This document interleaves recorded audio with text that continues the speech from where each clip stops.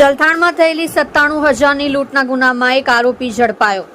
રાત્રિના મિત્ર સાથે બાઇક પર જતા યુવકને આંતરી લૂંટ કરી હતી। કડોદરા જલથાણ રેલવે ગરનાળા નજીક મોટરસાયકલ પર જઈ રહેલા 3 યુવકોએ ચપ્પુની અણીએ 97,000ની મત્તાની લૂંટમાં એકને ખોલવડથી પકડ્યો।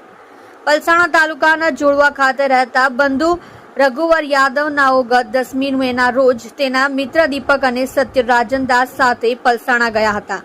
આ ત્રણે રાત્રિના 12 વાગ્યા બાદ જોડવા ખાતે જવા માટે નીકળ્યા હતા અને જલથાણ થઈ તાથીથૈયાના આંતરિક રસ્તા પરથી પસાર થતા હતા ત્યારે રેલવે બ્રિજના ગરનાળા પાસે તેમનું મોટરસાયકલ બંધ થઈ ગયું હતું। આ દરમિયાન એક મોટરસાયકલ ઉપર 4 જેટલા વ્યક્તિઓ આવ્યા હતા જેમણે ચપ્પુની અણીએ આ ત્રણેયને આંતરીને 97,000 રૂપિયાની મત્તાની લૂંટ ચલાવી ભાગી છૂટ્યા હતા।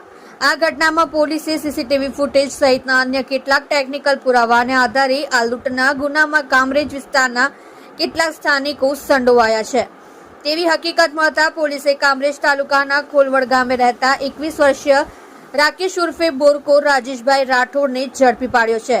જો કે અન્ય 3 જેટલા યુવાનો અને લૂંટનો મુદ્દામાલ હજુ સુધી રિકવર થયો નથી। કડોદરા પોલીસે આરોપીની રિમાન્ડ મેળવવા તજવીજ હાથ ધરી રહી છે। તમે જોઈ રહ્યા છો કેપી ન્યૂઝ ચેનલ રાહિલ શેખની સાથે।